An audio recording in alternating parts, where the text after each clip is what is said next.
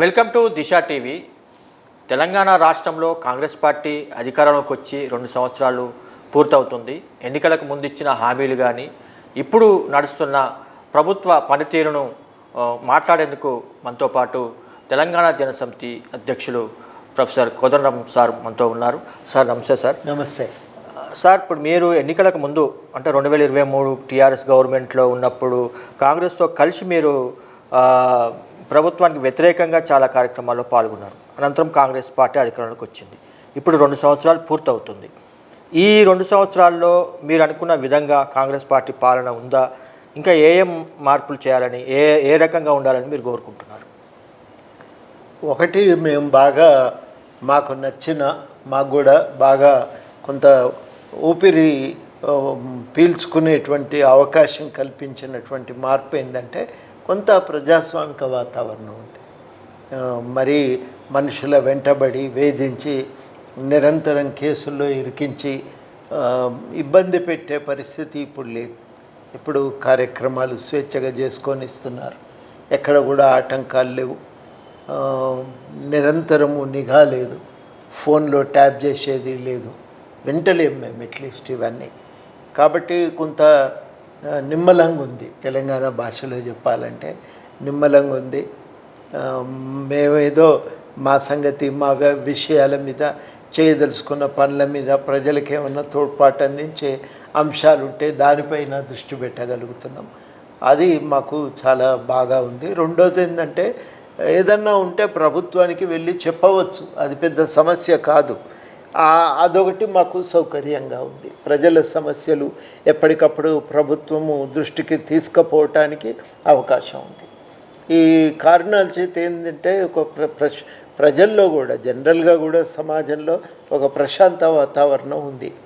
ఈ ప్రశాంతంగా ఉన్నాం ఇప్పుడు అనే మాట చాలా చోట్ల వినబడతా ఉంది. ఇంకా చాలా చేయవలసిన హామీలు, ఇచ్చిన హామీలు అమలు కావటానికి ఇంకా కొన్ని పెండింగ్లో ఉన్నాయి. చేస్తారు, వాళ్ళ టర్మ్ అయిపోలే కాబట్టి తప్పకుండా అన్నీ చేస్తారు కానీ ఇంకా కొన్ని మిగిలిపోయి ఉన్నాయి అనేది మాత్రం ఇప్పుడు వాస్తవం మనం గుర్తించాలి. ఏకాఏకిన అన్నీ మారుతాయని కాదు కానీ ఆ దిశలో ఇంకా కూడా కొంత పని జరగవలసి ఉందని, విద్యారంగ అభివృద్ధి, వైద్య రంగ అభివృద్ధికి ఇంకా కొంత పని జరగవలసిన అవసరం ఉంది.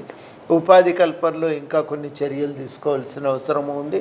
ఇవన్నీ విషయాల మీద కూడా కొంత దృష్టి పెట్టాలని చెప్పి మేము కోరుకుంటాం. ప్రధానంగా మీరు అంతా గతంతో పోలిస్తే నిమ్మలంగా ఉంది, ప్రశాంతంగా ఉందని చెప్తున్నారు. కానీ అటు బీజేపీ, బీఆర్ఎస్ పార్టీలు ప్రభుత్వ వ్యతిరేకత మేము ఊహించిన దానికంటే ముందే వచ్చింది.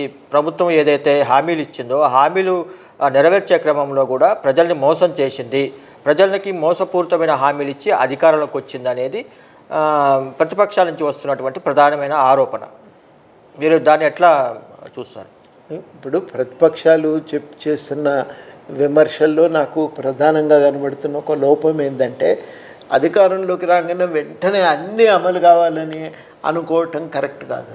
ఏవైనా ఒక ప్రభుత్వము హామీలు ఇచ్చి అధికారంలోకి వస్తే 5 ఏళ్ల వ్యవధిలో వాటిని అమలు చేయటానికి అవకాశం ఉంటుంది. ఇందులోకి ఇది ముందు చేయాలి, దీనికి అవసరం ఉంది అనుకుంటే ఖచ్చితంగా ఏదైనా ప్రతిపక్షం చెప్పొచ్చు, మాట్లాడవచ్చు, అది వేరే మాట. కానీ ఇప్పుడు ఇది ఒక భాగం. అంటే ఉన్న వాళ్ళు లేవనెత్తుతున్నటువంటి అంశాల్లో మాకున్న రెండో ఒక విభేదం ఎక్కడొస్తుందంటే ప్రాధాన్యత. వాళ్ళకున్న ప్రాధాన్యత కాంగ్రెస్కు ఉండకపోవచ్చు. కాంగ్రెస్ కంటే కూడా మా ప్రాధాన్యతల్లో కొంత వైవిధ్యత ఉండవచ్చు. కాబట్టి ఆ ప్రాధాన్యతలను బట్టి దేని మీద ఎక్కువ దృష్టి పెట్టాలనేది తేడాలు ఉంటాయి. కాబట్టి అట్లనే మేము మాట్లాడాలని ఏం లేదు. మాకు ఉద్యోగ కల్పన అనేది చాలా ప్రధానమైన విషయం. ప్రజలందరికీ ఉచితమైన, నాణ్యమైన విద్య, వైద్యం అందాలన్నది మాకున్న ప్రాధాన్యత అంశాల్లో అదొకటి. అదేవిధంగా ఈ ఉపాధి కల్పనలో భాగంగా మేము అనుకునేది వ్యవసాయ రంగాన్ని బాగా అభివృద్ధి చేసుకోవాల్సిన అవసరం ఉంది. చాలామంది ఇప్పటికీ వ్యవసాయం మీదే ఆధారపడి బతుకుదెరువు పొందుతున్నారు. కాబట్టి ఆ వ్యవసాయ రంగాన్ని బాగు చేసుకోవాలనేది మాకున్నటువంటి అభిప్రాయం. మేము ఎక్కువగా ఈ రంగాల మీద దృష్టి పెడుతున్నాం. దానికి సంబంధించిన విషయాల మీద ఎప్పటికప్పుడు మేము ప్రభుత్వంతో మాట్లాడుతున్నాం, చెప్తున్నాము, ఒక చర్చను కొనసాగిస్తున్నాము. అది మేము చేస్తున్నటువంటి ప్రయత్నం. సార్, బీఆర్ఎస్ ప్రభుత్వంలో నిరుద్యోగుల తరపున మీరు చాలా కార్యక్రమాలు, ఆందోళన కార్యక్రమాల్లో పాల్గొన్నారు. ఇప్పుడు ఉద్యోగ కల్పన విషయంలో ప్రభుత్వం సరిగ్గానే వ్యవహరిస్తుందా? మీరు మీ మీ ఎట్లా మీ మీ పర్యవేక్షణ ఎట్లా ఉంది, మీ పరిశీలన? ఇంకా చాలా చేయాల్సింది ఉంది. ఉదాహరణకి ఈ నోటిఫికేషన్ ఒకటి వచ్చింది మధ్యలో. ఆ నోటిఫికేషను మళ్ళీ ప్రభుత్వం కూడా ఏం చేసిందంటే ఈ ఎస్సీ వర్గీకరణ రావటంతో దాన్ని ఆపింది, అమలు చేయలేకపోయింది. ఆ తర్వాత అయినా మళ్ళీ ఏమన్నా కనీసం ఉజ్జాయింపుగా ఇగో ఈరోజు ఈ నెలలో ఈ నోటిఫికేషన్ వస్తుంది, ఈ నెలలో ఈ నోటిఫికేషన్ వస్తుంది అని ఒక ప్రకటన చేయగలిగిన బాగుంటుంది. అందువల్ల కొంత విద్యార్థులకు, యువకులకు, యువతకు ప్రధానంగా వాళ్ళ వీలుని బట్టి ఉన్న టైం టేబుల్ కొంచెం ఉజ్జాయింపుగానైనా వాళ్ళకు ఒక ఐడియా ఉంటే వాళ్ళు దాన్ని తగ్గట్టుగా ప్రిపేర్ కాగలుగుతారు, తమ సమయాన్ని కూడా సరిగ్గా ప్లాన్ చేసుకోగలుగుతారు. అది అవకాశం ఉంటుంది. అదొకటి నేను కోరుకుంటున్నా, ప్రయత్నం చేస్తున్నాం తప్పకుండా దాన్ని సాధించుకోవటానికి. రెండవది మేము అనుకునేది ఏంటంటే, ఇది ఒక భాగమే, ప్రభుత్వ ఉద్యోగాలు అనేవి ఒక భాగమే. నిరుద్యోగులకు ఉపాధి అవకాశం కల్పించడానికి ప్రభుత్వ రంగం వెలుపల ఉపాధి కల్పన మీద దృష్టి పెట్టాలి. దాని మీద చాలా చేయవలసి ఉంది. చిన్న సూక్ష్మ పరిశ్రమలకు కనుక ప్రోత్సాహకాలు ఇచ్చి వాటిని మనం ఏర్పాటు చేయగలిగితే దానివల్ల ఎక్కువ మందికి బతుకుదెరువు అవకాశాలు కలుగుతాయి. అందరు కూడా హైదరాబాద్ రావాల్సిన అవసరం లేకుండా ఎక్కడికక్కడ జిల్లాల్లోనే ఒక మంచి అవకాశం, బతుకుదెరువు అవకాశం దొరుకుతుంది. అక్కడనే వాళ్ళు ఈ మంచి విద్యను కనుక అందించగలిగితే, నాణ్యమైన వైద్యం కనుక ఇవ్వగలిగితే అక్కడనే పిల్ల పాపలతో కుటుంబంతో సుఖంగా జీవించడానికి కూడా అవకాశం కలుగుతుంది. అట్లాంటి ప్రయత్నాలు జరగాలి అనేది మేము ప్రధానంగా కోరుకుంటున్నాం. వ్యవసాయం కూడా లాభసాటిగా మారాలి, దాని మీద కూడా ప్రభుత్వం దృష్టి పెట్టాలని చెప్పి మేము కోరుకుంటున్నాం. కనుక ఉపాధి రంగానికి వచ్చేసరికి ఇవి మేము ప్రధానంగా ఆశిస్తున్నాం. వాటి కోసం నిరంతరంగా ఒక చర్చ అయితే కొనసాగిస్తాం. ఒక సంవాదం అనేది ప్రభుత్వంతో నడుస్తూనే ఉంటుంది. ఇదివరకు ఇప్పటికీ తేడా ఏంటంటే, ఇదివరకు మాట్లాడటానికి అవకాశం లేదు, ఇప్పుడు మాట్లాడవచ్చు. ఆ తేడా ఉంది. కాబట్టి తప్పనిసరిగా వస్తున్నటువంటి తీసుకున్న నిర్ణయాలను ఆహ్వానిస్తూనే చేయవలసిన విషయాలపైన దృష్టి పెడుతూనే ఉన్నాం. సార్, ఇప్పుడు బీఆర్ఎస్ చెప్పేది ఏంటంటే, కొత్తగా ఈ ప్రభుత్వం ఏమీ నోటిఫికేషన్ వేయలేదు, మేము గతంలో జారీ చేసిన లేకపోతే విడుదల చేసిన నోటిఫికేషన్లనే మేము ఇచ్చినట్లుగా ఈ ప్రభుత్వం చెప్పుకుంటుంది. అది నిజమేనా సార్? ఇప్పుడు వాళ్ళు మేము ఇచ్చినాము కాబట్టి అవే నోటిఫికేషన్లు వీళ్ళు భర్తీ చేసినారని చెప్తున్నారు. నేను అనుకోవటము, ఇచ్చిన వాళ్ళు దాన్ని భర్తీ పూర్తి చేయాలి కదా, ప్రక్రియ పూర్తి చేయలే. వాళ్ళు చేసిన 2 తప్పులు ఏంటంటే, మొదటిది దాదాపుగా రేపో మాపో ఎన్నికలు వస్తాయి అనుకున్న సమయానికి నోటిఫికేషన్ ఇచ్చారు, అవి కావు కదా. తర్వాత 2 నోటిఫికేషన్లు ఇచ్చి పరీక్షలు కూడా జరిపినవి కొన్ని ఉన్నాయి.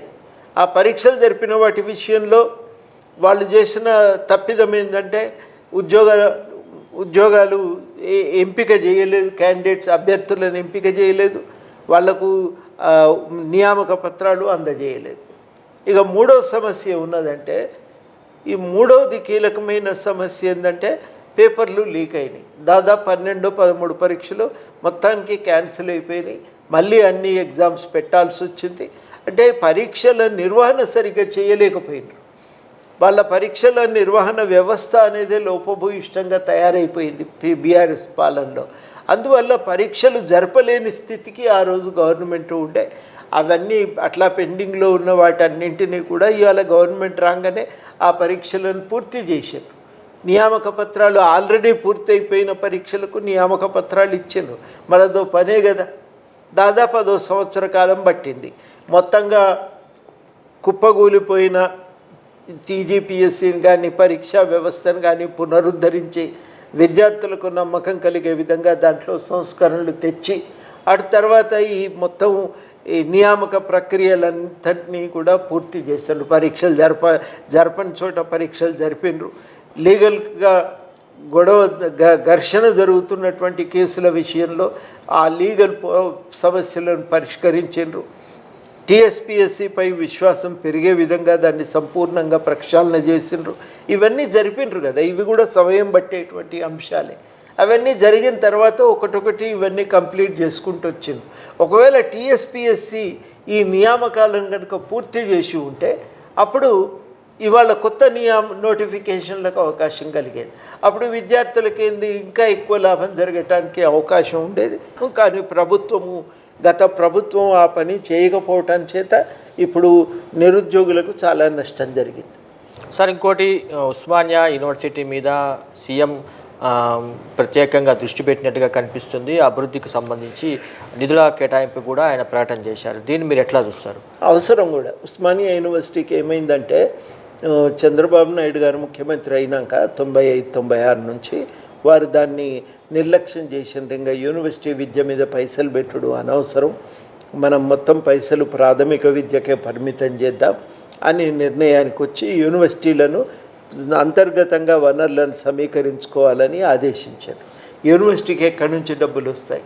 కొన్ని సెల్ఫ్ ఫైనాన్స్ కోర్సులు పెట్టుకోవని ఇచ్చిండ్రు. ఆ సెల్ఫ్ ఫైనాన్స్ కోర్సులు పెడితే వచ్చిన డబ్బులతో యూనివర్సిటీ కొన్ని సౌకర్యాలు ఏర్పాటు చేయగలిగింది. బిల్డింగులు, తర్వాత కొంత లైబ్రరీకి ఫండ్ కొంత పెంచుకోగలిగినరు, ఇవి చేయగలిగినరు. కానీ అంతకు మించి యూనివర్సిటీలు నిలదొక్కునే పరిస్థితి లేదు. ఆ యూనివర్సిటీలు ఉన్నటువంటి పాత కోర్సులకు కావలసిన డబ్బులు రాకపోవటం చేత భర్తీలు చేయటానికి ప్రభుత్వం అనుమతించకపోవటం చేత, యూనివర్సిటీల నిధుల కేటాయింపుకు ఒప్పుకోకపోవటం చేత మొత్తానికి ఉన్న నిధుల మేరకు పరిమితమైపోయి వాళ్ళ కార్యక్రమాలను కుదించుకున్నారు. రిటైర్ అయిన టీచర్ల స్థానంలో తాత్కాలికమైన కాంట్రాక్ట్ ఉద్యోగులను నియమించి వాళ్ళ ద్వారా వాళ్ళు యూనివర్సిటీని నడిపే ప్రయత్నం చేసి అట్లా బలహీనమైపోయిన యూనివర్సిటీని పునరుద్ధరించడానికి కేసీఆర్ పాలనలో చర్యలు తీసుకోవాల్సింది. కానీ కేసీఆర్ గారు కూడా ఆ 10 ఏళ్ల కాలంలో యూనివర్సిటీల పునరుద్ధరణకు ఆయన కూడా చర్యలు తీసుకోవాలి. ఇలా క్షీణించింది యూనివర్సిటీ. ఈ క్షీణించిపోయినటువంటి యూనివర్సిటీని ఇవాళ మరి మామూలుగానైతే బాధ్యత కేవలం యూనివర్సిటీదే, కానీ యూనివర్సిటీకి వదిలిపెట్టకుండా, ఎందుకంటే తెలంగాణలో ఉస్మానియా యూనివర్సిటీ అనేది తెలంగాణ సమాజానికి అది దాదాపు తలకాయ లాంటిది. అది బాగుంటే తెలంగాణ బాగుపడుతుంది. అది మార్గనిర్దేశన చేయగలిగేటువంటి ఒక చోదక శక్తి యూనివర్సిటీ. అట్లాంటి యూనివర్సిటీ కునారిల్లిపోతుంటే చూస్తూ ఊరుకోకుండా ప్రోత్సహించి ఒక లక్ష్యాలను నిర్దేశించుకోవటానికి తోడ్పాటు అందించి అభివృద్ధి కోసం కార్యక్రమాల రూపకల్పనలో తాను పాత్ర తీసుకొని మొత్తం మీదనైతే ఇవాళ యూనివర్సిటీ యొక్క మళ్ళీ దాన్ని పట్టాలెక్కించి ముందుకు నడిపించడానికి ఈ సీఎం గారు పూనుకున్నారు. అది అవసరం. నా దృష్టిలో దానివల్ల ఏమవుతున్నదంటే ఉస్మానియా యూనివర్సిటీ ఇవాళ కొంత ఆత్మవిశ్వాసం పెరిగింది. నిజమే, మా యూనివర్సిటీ బాగుపడుతుంది, మేము ఈ యూనివర్సిటీని నడుపుకోగలమని. అన్నిటికంటే మించి అట్టడుగు వర్గాలకు ఒక భాగస్వామ్యం కల్పించారు. ఇవన్నింటి వల్ల యూనివర్సిటీలు మళ్ళీ ఎదగటానికి ఒక అవకాశం ఇవాళ కనబడుతుంది. అవి ఇప్పుడిప్పుడే చిగురిస్తున్నాయి. మెల్లమెల్లగా అవి వికసించి ఇంకా అవి ఎదగటానికి ఇంకా సమయం పడుతుంది. కానీ ఆ ప్రయత్నం మొదలైంది. ఆ దిశలో ఒక అడుగైతే పడుతున్నది. అది సీఎం గారు ప్రత్యక్ష భాగస్వామ్యంతో ఆ మార్పును తీసుకురావటానికి పూనుకోవటం మాలాంటి చాలామందికి సంతోషం కలిగిస్తున్నది. మేము ఎన్నో ప్రయత్నాలు చేస్తే కానీ యూనివర్సిటీ గురించి పట్టించుకున్న వాళ్ళు లేరు. ఇవాళ పూర్తిగా కునారిల్లిపోతున్న యూనివర్సిటీలకు మాత్రం కొంచెం దిశ కనబడుతున్నది. సార్, ప్రధానంగా ఈ 2 ఏళ్ల కాంగ్రెస్ అధికారంలోకి వచ్చిన తర్వాత చాలా విషయాలు తెర మీదకి వచ్చినాయి. మనం ప్రధానంగా చూసుకుంటే కాళేశ్వరం ప్రాజెక్టు, ఈ కాళేశ్వరం ప్రాజెక్టు మీద ఇప్పుడు గవర్నమెంట్ సిబిఐకి ఎంక్వైరీ ఆర్డర్ చేసింది. దాని మీద విచారణ కొనసాగుతుంది. అయితే ప్రధానంగా కాంగ్రెస్ పార్టీ చెప్తున్నది ఏంటంటే గతంలో ఉన్న ప్రాణహిత చేవెళ్ల ప్రాజెక్టుని కాదని కాళేశ్వరం దగ్గర కేసీఆర్ పెద్ద ఎత్తున నిధులతో నిర్మించారు. అది మేడిగడ్డ దగ్గర జరిగిన సంఘటన. దీని ఓవరాల్గా ఇప్పుడు తమ్మిడిహట్టి దగ్గర మళ్ళీ మేము స్టార్ట్ చేస్తాము అని చెప్తుంది గవర్నమెంట్. నిజంగా అట్లాంటి సాధ్యం అవుతుందా? కాళేశ్వరం పరిస్థితి ఎట్లా ఉంటుంది? తుమ్మిడిహెట్టి దగ్గర కట్టుకోగలిగితేనే నీళ్ళు వస్తాయి. మామూలు ఎవరికైనా అర్థమయ్యే మామూలు విషయం ఏంటంటే, నీళ్ళు కిందికి వరద ప్రవహిస్తూ ఉన్నప్పుడు నీళ్ళు ఉంటాయి. ఆ ప్రవహించే నీళ్ళని పైకి ఎత్తిపోస్తే ఏమవుతుందంటే వరదతో మళ్ళీ కిందికి వదిలిపెట్టవలసి వస్తుంది. అట్లాంటి ఒక అవివేక ప్రణాళిక గత ప్రభుత్వం వేసింది. అట్లాంటి ప్రణాళిక వల్ల వాస్తవానికి హడావుడిగా ప్రణాళికను అమలు చేసే ప్రయత్నంలో మొత్తానికి ఆ డ్యామ్ల నిర్మాణంలో కూడా లోపాలు తలెత్తినాయి. నాణ్యత విషయంలో కానీ, డిజైన్ విషయంలో కానీ చాలా తీవ్రమైన లోపాలు ఉన్నాయనేది మనకి ఇలా అర్థమైపోతున్నది. దాంతో డ్యామ్ అవి రెండు కుంగిపోయింది, మెడిగడ్డ కుంగిపోయింది. మిగతా చోట్ల కూడా బాగా నీళ్లు లీకేజ్ అయిపోతున్నాయి. ఆ డ్యామ్ కింది నుంచి ఇసుకను తన్నుకుంటూ నీళ్లు అవతలికి వెళుతున్నాయి, ప్రవహిస్తున్నాయి. ఇది ఆ డ్యామ్ కూడా కూలిపోవటానికి కారణమవుతాయని చెప్పి ఇవాళ ఢిల్లీ నుంచి వచ్చిన నిపుణులు చెప్తున్నారు. కాబట్టి ఒక ప్రమాదకరమైన స్థితి ఉంది, ఆ డ్యామ్లో పనిచేయలేని పరిస్థితి. మరి ఇప్పుడు నిపుణుల కమిటీ ఇచ్చిన నివేదిక ఆధారంగా ఆ డ్యామ్ల పునరుద్ధరణకు కూడా ప్రభుత్వం చర్యలు తీసుకుంటున్నారు. డ్యామ్ల పునరుద్ధరణ ఒకవేళ సాధ్యమైతే, అది పూర్తి అయితే అప్పుడు ఆ నీళ్ళని ఎట్లా వాడుకోవాలనేది కూడా మళ్ళీ ఆలోచించవలసినటువంటి విషయం. అంటే మీరు మళ్ళీ తమ్మిడిహట్టి నుంచి చేపట్టాలంటున్నారా, ఇది రిపేర్ చేయాలంటున్నారా? ఇది రిపేర్ అనేది నేను అనుకోవటం చాలా ఇబ్బందితో కూడుకున్నటువంటి పనే. దానికి ఉండే రిపేర్ వర్క్స్ ఒక ప్రయత్నం అనేది ఎట్లా సాధ్యమవుతుంది అనేది నిపుణులకు అప్పచెప్పారు. ఆ నిపుణులు ఇప్పుడు వాళ్ళు ఆ ప్రాజెక్టును పూర్తిగా అధ్యయనం చేసి ఇప్పటి వరకు జరిగిన మొత్తం వచ్చిన రిపోర్ట్లను చూసి అప్పుడు వాళ్ళు ఒక ప్రణాళిక ఇస్తారు. ఆ ప్రణాళిక సాధ్యమవుతుంది అనుకుంటే, నిపుణులు సాధ్యమవుతుంది అనుకుంటే దాన్ని ఏ మేరకు పునరుద్ధరించే వెసులుబాటు ఉంటే ఆ మేరకు దాన్ని పునరుద్ధరించే ప్రయత్నం గవర్నమెంట్ చేయాలి. ఇప్పుడు ఒక ప్రక్రియలో ఒక దశకు చేరుకున్నారు. నిపుణుల కమిటీని అడిగినరు, వాళ్ళు మొత్తం పరిశీలించి డ్యామ్ పరిస్థితి ఏందో తెలియజేసినారు. ఇప్పుడు డ్యామ్ పరిస్థితి అర్థమవుతున్నది. ఆ డ్యామ్ పరిస్థితి ప్రకారం దృష్టిలో పెట్టుకొని దీని పునరుద్ధరణకు ఒక ప్రణాళిక తయారు చేస్తున్నారు. మరి ఆ ప్రణాళిక ప్రకారం ఈ డ్యామ్ల పునరుద్ధరణ సాధ్యమవుతుందా కాదా అనేది మళ్ళీ మనకు అప్పుడు స్పష్టంగా తెలుస్తుంది. అది తెలిసినాక దాని మీద మనం మాట్లాడగలుగుతాం. కానీ చాలా కీలకం ఇప్పుడు అందరు కూడా అంగీకరించేది ఏంటంటే తుమ్మిడిహెట్టి పూర్తి చేయగలిగితే తప్ప తక్కువ ఖర్చుతో మనం వెంటనే నీళ్లు తేవచ్చు. ఎందుకంటే తుమ్మిడిహెట్టి కాడ నుంచి కాలువ కూడా తవ్వటం పూర్తి అయిపోయింది. తుమ్మిడిహెట్టి దగ్గర ఇప్పటికే కొంత దానిపైన సర్వే వర్క్ కూడా జరిగింది. కాబట్టి ఆ డ్యామ్ను పూర్తి చేసుకుంటే ఆ నీళ్ళను కనుక ఆల్రెడీ తవ్విన కాలువలు ఉన్నాయి కాబట్టి ఆ కాలువల ద్వారా వీలైనంత తొందరగా దాన్ని కాళేశ్వరంలోకి తేవచ్చు. ఇది ఉన్నటువంటి వాస్తవ పరిస్థితి. ఈ పరిస్థితుల రీత్యా తుమ్మిడిహెట్టిని తక్షణం మొదలుపెట్టడమే ఇవాళ కాళేశ్వరం పునరుద్ధరణకు ఉండే మొదటి చర్య. ఇది కాక కాళేశ్వరం ప్రాజెక్టును కూడా బాగు చేసుకోవచ్చు అని నిపుణులు అంగీకరిస్తే, వాళ్ళు ప్రణాళిక కనిపిస్తే అప్పుడు ఏమవుతుంది అనేది దాన్ని బట్టి మళ్ళీ తుమ్మిడిహట్టి ఇప్పుడు ఈ టర్మ్లో, ఈ గవర్నమెంట్ ఇంకా 3 years ఉంది, ఈ టర్మ్లో సాధ్యమవుతుందా?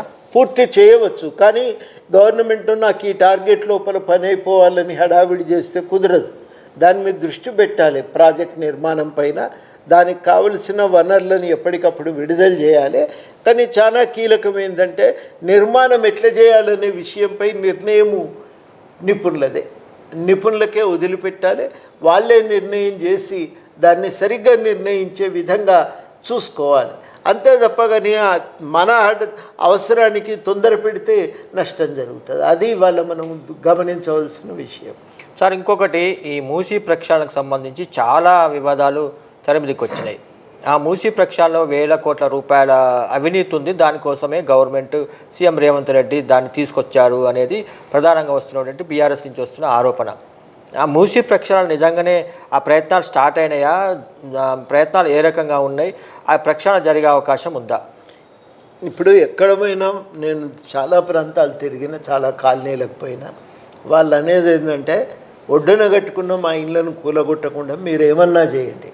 నిజానికి మూసీ శుద్ధి కనుక జరిగితే అందరికంటే ఎక్కువ ఆనందించేది మేమే. కాబట్టి ఆ శుద్ధి చేసే పని తప్పకుండా జరగాలి. దానికి మేము అనుకూలమే, వ్యతిరేకమేం కాదు. మా ఇండ్లను కూలగొడతానంటే మాత్రం మేము వదిలిపెట్టామని చెప్పి వాళ్ళు అంటున్నారు. ఇది స్థూలంగా హైదరాబాదులో మూసి ఒడ్డున ఉండేటువంటి ప్రజల ఆలోచన. ఈ ఆలోచనను మనం దృష్టిలో పెట్టుకొని చూస్తే తప్పనిసరిగా మూసీ నది దాని శుద్ధీకరణ జరగాలి. అది శుద్ధి చేయాలి, దాంట్లో బాగు చేయాలి. ఆ నదిలో మనం మామూలుగా వెనకటికి చెప్పేది పెద్ద మనుషులు, అందులో మేము ఈత కొట్టినామని. ఆ రకంగా ఆ మూసీ నది మళ్ళీ ఆ స్థితికి రావాలి. అది అవసరం. ఎందుకంటే మూసీని శుద్ధి చేయకుండా ఇదే రకంగా కాలుష్యంతో కూడినటువంటి ఒక విషకూటమిగా కనుక దాన్ని తయారు చేస్తే నగర ప్రజల ఆరోగ్యానికి కూడా మంచిది కాదు. అది నగరానికి ప్రజలకు చాలా హాని చేస్తుంది. కాబట్టి శుద్ధి చేయాలి. దాంట్లో ఎవరికి ఇంకొక అభిప్రాయం ఉండవలసినటువంటి అవసరం లేదు. దాంతోపాటుగా ఇప్పుడు గవర్నమెంట్ ఏమంటుందంటే ఒడ్డున అందుబాటులో ఉన్నటువంటి ప్రాంతాలను కూడా అభివృద్ధి చేస్తాము, అవసరమైతే అక్కడ విద్యా సంస్థలు నెలకొల్పుతాము అని అంటున్నారు. దాని విషయంలో కూడా పెద్ద అభ్యంతరాలు ఉండవలసిన అవసరం లేదు. ఇలా ప్రధానమైన విమర్శ ఇక్కడ వస్తుంది అంటే ప్రభుత్వం కూడా వ్యూహాత్మకంగా చేసిన తప్పిదం ఏంటంటే వాళ్ళు ఈ పని చేయటానికి జరగవలసిన అధ్యయనం పూర్తి కాకుండానే మూసీ శుద్ధీకరణ కోసం ఏం చేయాలో ప్రణాళిక కూడా తయారు కాకుండానే పోయి ముందు గుడిసెలను కూలగొట్టే పని మొదలుపెట్టారు. దాంతో ప్రజల్లో ఒక భయం మొదలైంది. మూసీ శుద్ధీకరణ అంటే గుడిసెలు కూలగొట్టుడు అనే అభిప్రాయం ఏర్పడ్డది. ఈ అభిప్రాయాన్ని తొలగించవలసిన అవసరం ఉంది ప్రభుత్వం మీద. తొలగించి ముందైతే ఆ నది పుట్టిన దగ్గర నుంచి బాపుఘాట్ దాకా అభివృద్ధి చేద్దామని ఏదైతే ప్రభుత్వం నిర్ణయం తీసుకుందో ఆ నిర్ణయాన్ని నేను ఆమోదిస్తూ ఆ మేరకు ఆ మూసీ నది పునరుద్ధరణకు చర్యలు తీసుకోవాలి. అక్కడి నుంచి మనం దిగువన చాదర్ఘాట్ దాకా జరగవలసిన అభివృద్ధి అది రెండవ ప్రణాళిక. అక్కడ ఎక్కడెక్కడైనా ఏదన్నా నదిలో అడ్డంగా కట్టడాలు ఉన్నాయనుకుంటే అవి ప్రజలకు కూడా మంచిది కాదు అని కనుక గట్టిగా నమ్మితే అప్పుడు ఏం చేయాలి? వాళ్ళకు ప్రత్యామ్నాయ ఏర్పాట్లు చూడాలి. అది పరిస్థితిని బట్టి, అవసరాన్ని బట్టి ఆ నిర్ణయాలు అనేవి చేసి ప్రజలకు పునరావాసం కల్పించిన తర్వాత మూసీ శుద్ధీకరణ పనులను విస్తరించుకుంటూ పోవాలి. అట్లా జరగాల్సినటువంటి పని తొందరపడి మొదట ఆ గుడిసెలను కూలగొట్టేసరికి అది చాలా చెడ్డ పేరు వచ్చింది. మూసీ శుద్ధీకరణ అవసరం, కానీ ఆ పేరుతో ప్రజలను నిర్వాసితులను చేయరాదనేదే నేను ప్రధానంగా చెప్తున్న మాట. సార్, ఇంకొకటి హైడ్రా కూడా చాలా వివాదాలకి కేంద్ర బిందువుగా మారింది. బీఆర్ఎస్ కూడా పేదల ఇళ్ళని కూల్చేందుకే హైడ్రాని తీసుకొచ్చారు, పెద్దలకు సంబంధించిన దాంట్లో పోవట్లేదు. కాబట్టి హైడ్రా అనేది పేదలకు ఒక భూతంలాగా ఉన్నది అనేది వస్తున్నటువంటి ఆరోపణ. పూర్తిగా అట్లా కూడా అనటం కరెక్ట్ కాదేమోనండి. ఎందుకంటే అంత ఇదిగా ఉంటే మరి ప్రతిరోజు అనేక మంది పోయి హైడ్రాకు వినతి పత్రాలు ఇస్తున్నారు కదా. అంటే హైడ్రా వల్ల కలుగుతున్నటువంటి మంచి ఉంది. ఇప్పుడు నేను ఇందులో ఈ విషయంలో కూడా మనం ప్రధానంగా గమనిస్తే మొట్టమొదట కూల్చివేతలతో వచ్చిన విమర్శలు అవి. కాకపోతే దానివల్ల ఒక భయం ఏం కలిగిందంటే చెరువు ఒడ్డున కట్టుకోకూడదనే ఒక సందేశం అయితే పోయింది. ఇప్పుడు హైడ్రా ప్రధానంగా దృష్టి పెడుతున్నది ఆ చెరువుల పునరుద్ధరణ మీద. ఆ చెరువుల పునరుద్ధరణకు చర్యలు తీసుకోవటంలో తప్పు లేదని చెప్పి నేను గట్టిగా నమ్ముతున్నా. అట్లాంటి ప్రయత్నం చేయాల్సిన అవసరం ఉందని కూడా నేను గట్టిగా విశ్వసిస్తున్నాను. సార్, ఇప్పుడు కొత్తగా ఇంకొకటి వచ్చింది తెర మీదకి, హిల్ట్ పాలసీ. ఈ హిల్ట్ పాలసీలో 5 లక్షల కోట్లు సంబంధించిన భూ స్కామ్ అంటే ల్యాండ్ స్కామ్ ఉంది. దీనికోసమే ఈ కొత్త పాలసీని తీసుకొచ్చారు. పారిశ్రామికవేత్తల నుంచి తీసుకున్న ఈ పాలసీని మేము అధికారంలోకి వస్తే రద్దు చేస్తాము, దీన్ని యథాస్థితికి తీసుకొస్తామని ప్రతిపక్ష పార్టీలు మెయిన్గా బీఆర్ఎస్ చేస్తున్నటువంటి ఒక కామెంట్. నిజంగానే హిల్ట్ పాలసీ ద్వారా అట్లాంటిది ఏమైనా జరిగే అవకాశం ఉందా? మీ దృష్టికి ఆ పాలసీని మీరు ఎట్లా చూస్తారు? ఈ హిల్ట్ పాలసీ అంటే భూ బదలాయింపు కార్యక్రమం కాదు, అంటే భూములను అప్పజెప్పే కార్యక్రమం కాదు. హిల్ట్ పాలసీ అనేది భూముల యొక్క జోను మార్చే కార్యక్రమం మాత్రమే. చాలా హైదరాబాదులో కంపెనీలు వెనకటికి పెట్టినప్పుడు ఊరికి దూరంగా పెట్టారు. ఇప్పుడు ఈ విఎస్టీ కాలనీ ఏ ప్రాంతంలో కంపెనీలు ఉన్నాయి, ఆజం నగర్ ఆజామాబాద్ ప్రాంతంలో. ఆజామాబాద్ ప్రాంతంలో కంపెనీలు పెట్టినప్పుడు అక్కడ ఊరు లేదు. హైదరాబాద్ మహా అయితే కోటి దాకా ఉంది. అప్పుడు ఈ ఆజామాబాదు పారిశ్రామికవాడ పూర్తి అవతల నగరం కొసకుండేది.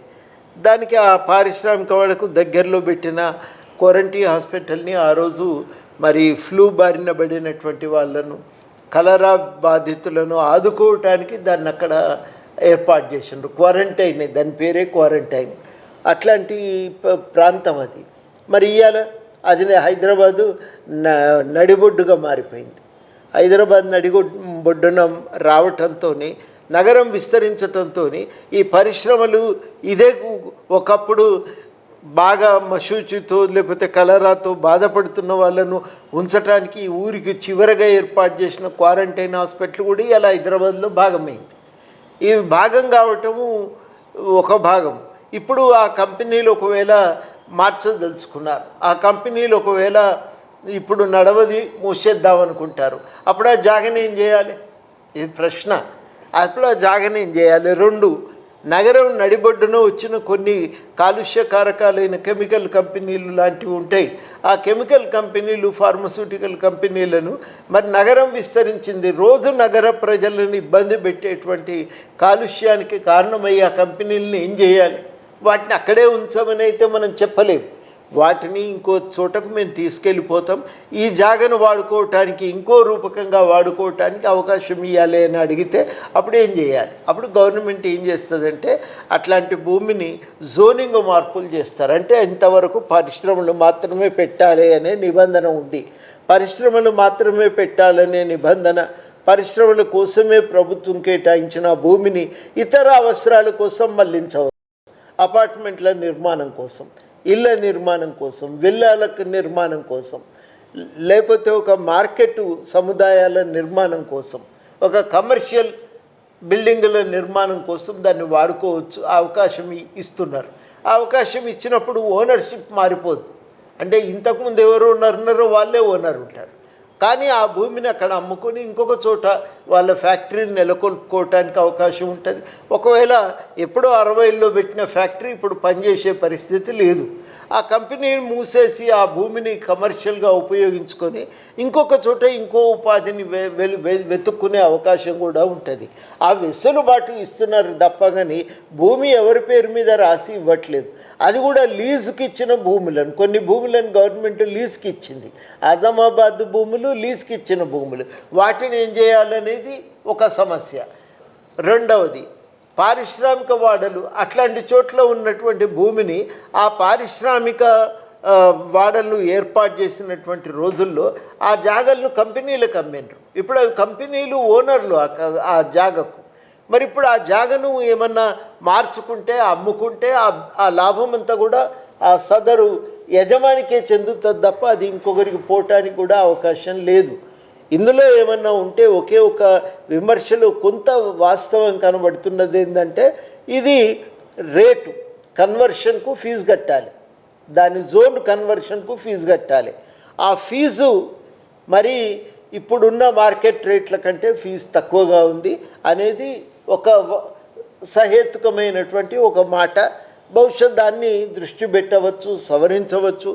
లేదు గవర్నమెంట్ దాని విషయంలో ఏమన్నా లీగల్ ఇబ్బందులు ఉన్నాయనుకుంటే ఆ లీగల్ ఇబ్బందులను స్పష్టంగా వివరిస్తే అప్పుడు దాని గురించి మనం ఏమన్నా మాట్లాడుకోవటానికి, చర్చించుకోవటానికి అవకాశం కలుగుతుంది. సార్, ఇంకొకటి ప్రధానంగా ఈ కాంగ్రెస్ గవర్నమెంట్ వచ్చిన అంశము బీసీ రిజర్వేషన్. కామారెడ్డి డిక్లరేషన్లో 42% ఇస్తామని చెప్పి హామీ ఇచ్చి ఎన్నికలకు ముందే కాంగ్రెస్ పార్టీ హామీ ఇచ్చింది. ఆ మేరకు ప్రయత్నాలు చేసింది. అంతకుముందు కేసీఆర్ గవర్నమెంట్లో ఉన్న సీలింగ్ 50% మించొద్దన్న సీలింగ్ను కూడా బిల్లుగా మార్చి అసెంబ్లీలో పెట్టి ఆమోదించుకున్నారు. గవర్నర్కి పంపించారు. గవర్నర్ నుంచి ప్రెసిడెంట్ దగ్గర పోయింది. సెంట్రల్ గవర్నమెంట్ దగ్గర ఇష్యూ ఉంది. ఇప్పుడు లోకల్ బాడీ ఎలక్షన్స్ నడుస్తున్నాయి. 42% ఇస్తామన్న కాంగ్రెస్ ఇవ్వలేదు. గతంలో ఇచ్చిన రిజర్వేషన్ల కంటే ఒక 1% ఇంకా తక్కువనే ఉంది అనేది వస్తున్నటువంటి విమర్శ. అటు బీసీ సంఘాలు కూడా దీన్ని కాంగ్రెస్ వైఫల్యం, ప్రభుత్వ వైఫల్యంగానే వాళ్ళు చెప్తున్నారు. అంటే ఈ బీసీ రిజర్వేషన్లు నిజంగానే కాంగ్రెస్ పార్టీ 42% ఇవ్వాలంటే ఏ రకమైన కార్యాచరణ తీసుకోవాలి? ఇటు బీసీ సమాజంలో జరుగుతున్నటువంటి కొన్ని సంఘటనలు చూస్తున్నాం. అట్లాంటి మానసిక స్థైర్యం కోల్పోకుండా ఉండే విధంగా బీసీ సమాజానికి కాంగ్రెస్ పార్టీ నుంచి ఏ రకమైన భరోసా కల్పించాలి? ఇప్పుడైతే రిజర్వేషన్ల విషయంలో ఒక దారి గవర్నమెంట్ కరెక్ట్గానే వేసింది. వాళ్ళు సర్వే జరిపినరు, మొట్టమొదటిసారి మరి సర్వేను విజయవంతంగా పూర్తి చేసినారు, సకాలంలో పూర్తి చేసినారు. తర్వాత ఏం చేసిండ్రంటే ఆ సర్వే ఆధారంగా వచ్చిన రిజల్ట్స్ను ఒక నిపుణుల కమిటీకి అప్పచెప్తే వాళ్ళు మొత్తం విశ్లేషణ చేసి వాళ్ళు ఒక నివేదిక ఇచ్చిండ్రు. మొత్తం సమాచారాన్ని దృష్టిలో పెట్టుకొని ఇవాళ గవర్నమెంట్ రిజర్వేషన్లు 42% పెంచడానికి చట్టం చేసింది. ఇక్కడ ఇబ్బంది ఎక్కడ వస్తున్నదంటే గవర్నమెంట్ 42% పెంచడానికి చట్టం చేసింది, కానీ ఆ బిల్లులు ఇవాళ గవర్నర్ దగ్గర మిగిలిపోయినాయి. గవర్నర్ ఏమో కేంద్ర ప్రభుత్వానికి పంపిండు, కేంద్ర ప్రభుత్వం దానికి ఇప్పటి వరకు ఆమోదం తెలపలేదు. కాబట్టి ఇది బాధ్యత. ఇప్పుడు ఈ రిజర్వేషన్ల అమలు కాకపోవటానికి బాధ్యత ఇవాళ కేంద్ర ప్రభుత్వాన్ని. తప్పనిసరిగా ఈ కేంద్ర ప్రభుత్వం మీద ఒత్తిడి పెట్టాల్సిందే, ఆ రిజర్వేషన్లను సాధించుకోవాలి. ఇది ఆలస్యం అవుతున్న కొద్దీ దురదృష్టకరమైన సంఘటనలు రాష్ట్రంలో ఉన్నాయి. మరి ఇలా ప్రభుత్వం చేయవలసింది ఏంటంటే ఒక భరోసా కల్పించాలి. ఇవి అవసరం లేదు, మేము నిలబడి ఉన్నాం, గట్టిగానే కొట్లాడతాం, ఇవి సాధించుకొస్తామనే విశ్వాసాన్ని ఇవాళ ఇక్కడ వాళ్ళు ప్రజలకు కల్పించడం చాలా కీలకమవుతుంది. ఆ పని ఇప్పుడు ప్రభుత్వం సీరియస్గా తీసుకోవాలని చెప్పి నేను భావిస్తున్నా. ఇందులో రాష్ట్ర ప్రభుత్వానికంటే బాధ్యత కేంద్ర ప్రభుత్వానిదే. వాళ్ళు కనుక రాష్ట్ర ప్రభుత్వం 2 చట్టాలు చేసింది. ఒకవైపు రిజర్వేషన్లు పెంచింది, మరొక చట్టం ఏం చేసిందంటే రిజర్వేషన్ల పైన టీఆర్ఎస్ ఉండగా స్థానిక సంస్థల్లో రిజర్వేషన్ల పైన టీఆర్ఎస్ ఉండగా విధించిన సీలింగును వీళ్ళు ఎత్తివేస్తూ ఒక చట్టం తెచ్చారు. ఆ చట్టం కూడా ఇలా అమల్లోకి రాలేదు. ఇందులో ఏది అమల్లోకి వచ్చినా 42% రిజర్వేషన్కు అవకాశం ఉండేది. ఆ కేంద్రము రాష్ట్ర ప్రభుత్వం చట్టాన్ని సవరించి 42% అవకాశం లేకుండా 50% సీలింగ్ విధించిందో ఆ విధించటం వల్ల ఉత్పన్నమైనటువంటి సమస్యలు, దాన్ని సరిచేస్తూ గవర్నమెంట్ చట్టం తెచ్చింది. ఆ చట్టం ఏమో గవర్నర్ ఆమోదించలేదు. అంతకుముందే రిజర్వేషన్లు పెంచుతూ తెచ్చిన చట్టం రిజర్వేషన్లు పెంచి దాన్ని 9వ షెడ్యూల్లో జోడించి రక్షణ కల్పించమని చెప్పి అడిగినారు. ఇప్పుడు ఆ బిల్లు ఏమో కేంద్ర ప్రభుత్వం దగ్గర పెండింగ్లో ఉంది. అందువల్ల రాష్ట్ర ప్రభుత్వం అమలు చేయలేకపోయింది. కానీ ఈలోగా పంచాయతీ ఎన్నికలు జరపాలని హైకోర్టు నుంచి ఆదేశాలు, దాన్ని కాదనటానికి వీల్లేదు. స్థానిక సంస్థల యొక్క వికాసానికి ఇవాళ ఈ ఎన్నికలైతే జరగవలసే ఉంది కనుక ఇది ఒక చిక్కుముడి. ఈ చిక్కుముడిలో ఏం చేయాలి అంటే మరి గవర్నమెంట్ ఏం చేసింది, పంచాయతీ ఎన్నికలు జరిపి మిగతా ఎన్నికలను వాయిదా వేసింది. దానికి సమయం తీసుకుంది 42% రిజర్వేషన్లు సాధించి అమలు చేయాలని. ఇప్పుడు పంచాయతీలో ఏం చేస్తున్నారు, వీలైనంత వరకు బీసీలను గెలిపించడానికి ప్రయత్నం చేయాలని నిర్ణయించుకున్నారు. కాబట్టి ఇది ఉన్నటువంటి వాస్తవ పరిస్థితి. ఈ పరిస్థితుల్లో ఇవాళ మరి ఏం చేయాలి అని అంటే రాష్ట్ర ప్రభుత్వము ఇక చేయగలిగిన దానికంటే ఇలా కేంద్ర ప్రభుత్వం చేయవలసిందే ఎక్కువ ఉంది. ప్రధానమైన బాధ్యత కేంద్ర ప్రభుత్వానిదే. గవర్నర్ దగ్గర ఉన్న బిల్లు ఆమోదించాలి. కేంద్ర ప్రభుత్వం ముందు ఉన్నటువంటి బిల్లులను ఆమోదించి వాటిని 9వ షెడ్యూల్లో పొందుపరచాలి. ఇవి 2 కనుక జరిగితే మనం అనుకున్న విధంగా రిజర్వేషన్లు అమలు అవుతాయి. సార్, పొలిటికల్గా చూస్తే ఈ 2 ఇయర్స్లో 2 అంశాలు ఉన్నాయి సార్. ఒకటి మెయిన్గా కేసీఆర్ రావట్లేదు బయటికి అని గవర్నమెంట్ నుంచి వస్తున్నటువంటి పదే వస్తున్నటువంటి ఒక కామెంట్ అనుకోండి, విమర్శ అనుకోండి. సెకండ్, కేసీఆర్ ఫ్యామిలీ నుంచి కవిత బయటకు వచ్చింది. ఈ 2 అంశాలను మీరు ఎట్లా చూస్తారు? కేసీఆర్ ఫ్యామిలీ నుంచి కవిత బయటికి రావటం అంటే పూర్తిగా అధికారాన్ని ఒక స్వప్రయోజనాల కోసం వాడుకుంటున్నప్పుడు ఆ అధికారాన్ని పొందటం చాలా కీలకమైపోతుంది. ఆ అధికారమే సంపాదనకు సాధనం అయినప్పుడు ఆ అధికారం కోసం తాపత్రయం మరింత పెరుగుతుంది. అది వాళ్ళ కేసీఆర్ పార్టీలో తలెత్తిన ఒక విషయము, వివాదము. ఈ వివాదము కారణంగా ఇవాళ కేసీఆర్ని కూడా ఇబ్బంది కలిగించే విధంగా ఆయన కూతురు కవిత గారు మరి బయటకు వచ్చి ఆమె స్వయంగా పార్టీలు మీద విమర్శలు చేస్తున్నది. చాలా సందర్భాల్లో విమర్శలు అనేవి తీవ్రంగా ఉంటున్నాయి. ఇదివరకు బయట ఉన్న సాధారణ వ్యక్తులు చేసిన విమర్శల్ని ఆమోదిస్తూ అదే రకమైనటువంటి విమర్శలు ఇప్పుడు కవిత కూడా చేస్తున్నది.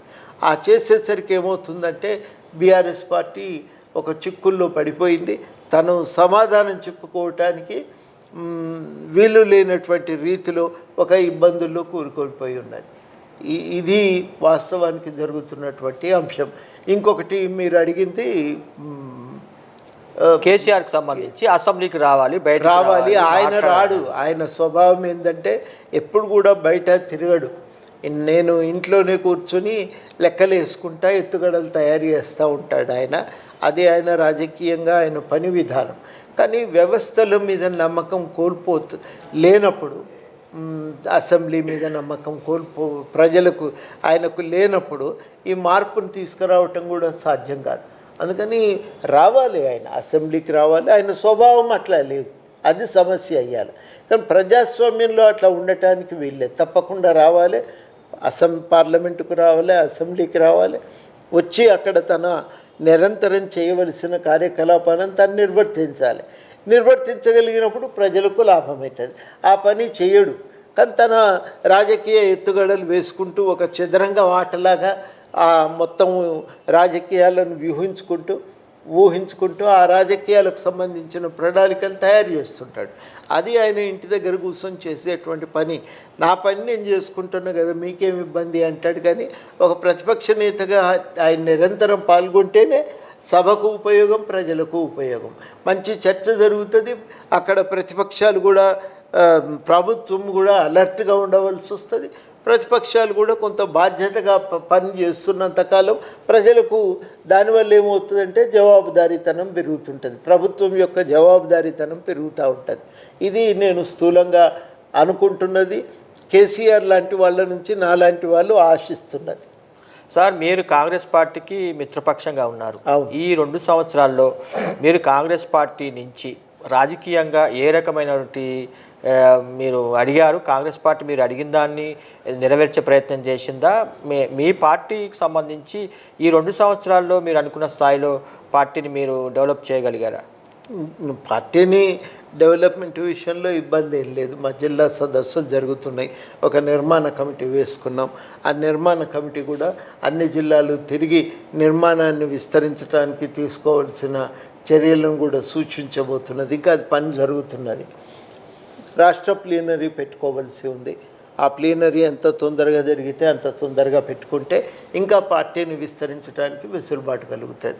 రేపు ఎంపీటీసీ, జడ్పీటీసీ వచ్చినప్పుడు మేము కొన్ని చోట్లైనా పోటీ చేయాలి అనే ఆలోచనతో ఉన్నాం. ఆ ప్రయత్నం కూడా సీరియస్గానే చేస్తాం. ఇది స్థూలంగా మేము అనుకుంటున్నటువంటి కార్యాచరణ బాగానే ఉంది. పార్టీని నిలబడగలిగినాం, ప్రజలకు అండగా ఉండగలిగినాం. ఆ సమయాల్లో, అవసరమైన సమయాల్లో ప్రజలకు రక్షణ కవచంగా పనిచేసినాం. కానీ ప్రధాన సమస్య ఏంటంటే ఈ పైసల రాజకీయాల్లో నిలదొక్కోవటం మామూలు విషయం కాదు. సాధారణమైన ప్రజలు, మామూలు పేద కుటుంబాల నుంచి వచ్చి రాజకీయాలు చేయాలంటే ఎన్ని ఇబ్బందులు మాకు అర్థమవుతున్నాయి. ఆ ఇబ్బందుల కారణంగా మేము అనుకున్నట్టుగా పోటీ చేయలేకపోతున్నాం. కానీ సంతోషం కలిగించే విషయం ఏంటంటే ప్రజలకు నిరంతరం ఏదన్నా సమస్య ఉంటే పరిష్కారము టీజేఎస్ వల్ల సాధ్యమవుతుంది, వాళ్ళ దగ్గరికి పోవాలి అనే ఒక స్పృహను, ఒక ఆలోచనను మేము రగిలించగలిగినాం. అది మా దృష్టిలో ఈ 7 ఏళ్ల పాటు చేసిన పని వల్ల మేము సాధించినటువంటి విజయం, మాకు కలిగినటువంటి లాభం అది. సార్, మీరు మీ ఎమ్మెల్సీ పదవి కూడా అంటే ఈ గవర్నమెంట్లోనే ఒక రకమైన వివాదానికి కారణమైంది. ఇప్పుడు అది ఏ స్థితిలో ఉన్నది సార్? అది ఇప్పుడు వాస్తవానికి సుప్రీంకోర్టు ఇచ్చిన రూలింగ్ ప్రకారం మళ్ళీ ఫ్రెష్గా ఎమ్మెల్సీలను నామినేట్ చేయడానికి అవకాశం ఉంది. దాని ప్రకారం రాష్ట్ర క్యాబినెట్ నన్ను అజారుద్దీన్ గారిని మళ్ళీ నామినేట్ చేసి ఆ ఫైల్ను రాజ్భవన్కు పంపింది. ప్రస్తుతానికి అది అక్కడ పెండింగ్లో ఉన్నట్టుంది. అది నాకు తెలిసిన సమాచారం అక్కడి దాకా. ఇక మిగతా దానికి సంబంధించి మరి అది ఇక రాష్ట్ర ప్రభుత్వమే చూసుకుంటున్నది కాబట్టి అది మాట్లాడగలిగేది రాష్ట్ర ప్రభుత్వమే, ఎందుకంటే నిర్ణయం చేసింది వాళ్ళే కాబట్టి. ఇక అది ఏమవుతుందో వాళ్ళ కృషి ఎట్లా ముందుకు సాగుతుంది, అది ఏమవుతుంది చివరికి అనేది ఇక చూడాల్సిందే. నాకు కూడా ఇక ఏం జరుగుతుంది ఫైల్ విషయంలో నాకు కూడా ఏమాత్రము దానిపైన సంపూర్ణమైన సమాచారం లేదు. సార్, నామినేటెడ్ పోస్టులు ఏమన్నా గవర్నమెంట్ నుంచి మీకు హామీ అడిగినాం, మేము అడిగినాము, కొన్ని వాళ్ళు ఒప్పుకున్నారు. ఇలాంటి వాళ్ళందరూ సహకరించడం వల్లనే ఇవాళ 60 దాటి మేము ప్రభుత్వాన్ని ఏర్పాటు చేసే స్థితిలో ఉన్నాం. తప్పకుండా రాజకీయంగా కాంగ్రెస్ పార్టీకి మేలు చేసిన నిర్ణయమే మీరు తీసుకున్నది, అందువల్ల తప్పకుండా మేము పోస్టులు ఇస్తామనే మాట ఇచ్చిండ్రు. ఆ మాట ప్రకారం మరి మేము కూడా మా వాళ్ళ పేర్లు వాళ్ళకి ఇచ్చినాం. ఇక అది పెండింగ్లో ఉంది. అది సార్, మీరు సుదీర్ఘకాలం యూనివర్సిటీలో అధ్యాపకులుగా పనిచేశారు. ఓవరాల్గా రేవంత్ రెడ్డి ప్రభుత్వానికి మీరు ఇచ్చే మార్కులు ఎన్ని? మంచిగానే పనిచేస్తున్నది. అంటే మన దగ్గర మాకు చిన్నప్పుడు ఏంటంటే ఫస్ట్ క్లాస్లో పాస్ అయితే మంచిది, డిస్టింక్షన్ అయితే ఇంకా మంచిది. డిస్టింక్షన్లోనే ఉన్నది ఇప్పటికైతే. అయితే ఇంకా ఆర్థిక పరిస్థితులు బాగలేకపోవటం చేత గత ప్రభుత్వం చేసిన అప్పుల కారణంగా వడ్డీల భారం విపరీతంగా పెరిగిపోవటం చేత ప్రభుత్వం ఇబ్బందులు పడుతున్నది. ఇప్పటికీ ఇంకా చాలామందికి పెన్షన్లు రాలేదు. 8-9 వేల మంది పెన్షన్ చెల్లింపులు పెండింగ్లో ఉన్నాయి, బిల్లులు పెండింగుల్లో ఉన్నాయి. ఇవన్నీ కూడా ప్రజలకు ఇబ్బంది కలుగుతున్నాయి. అందువల్ల ప్రభుత్వం అనుకున్న విధంగా పనిచేయలేకపోతున్నది, వాళ్ళకు చాలా పరిమితులను ఎదుర్కొంటున్నది. ఇన్ని పరిమితుల నడుమ కూడా వాళ్ళు వీలైనంత మేరకు కార్యక్రమాలు నిర్వహించడానికైతే పూనుకుంటూనే ఉన్నారు. ఈ పరిమితులు ఉన్నప్పటికీ కూడా నా దృష్టిలో ఇది బాగానే పనిచేస్తున్నది కాబట్టి ఈ డిస్టింక్షన్తో పాస్ అయిందనే మాట చెప్పొచ్చని నమ్ముతున్నాను. థ్యాంక్ యూ సార్, మీ విలువైన టైం ఇచ్చి ఈ దిశ టీవీకి ఇంటర్వ్యూ ఇచ్చినందుకు. ఇది కోదండరామ్ సారు చెప్తున్నటువంటి మాటలు. ప్రధానంగా గవర్నమెంట్ అనుకున్న స్థాయిలో పనిచేస్తుంది, ఇంకా మెరుగ్గా పనిచేయాల్సిన అవసరం ఉంది. ప్రజల్లో ఏదైతే ఈ అంశాలు ఉన్నాయో దాన్ని నెరవేరుస్తామని ప్రభుత్వం నుంచి గట్టి హామీని భరోసాని ఇవ్వాల్సిన అవసరం ఉందని చెప్పి సారు అభిప్రాయపడుతున్నారు. కెమెరామ్యాన్ మధుతో Vasu, Disha TV, Hyderabad. Please subscribe Disha TV.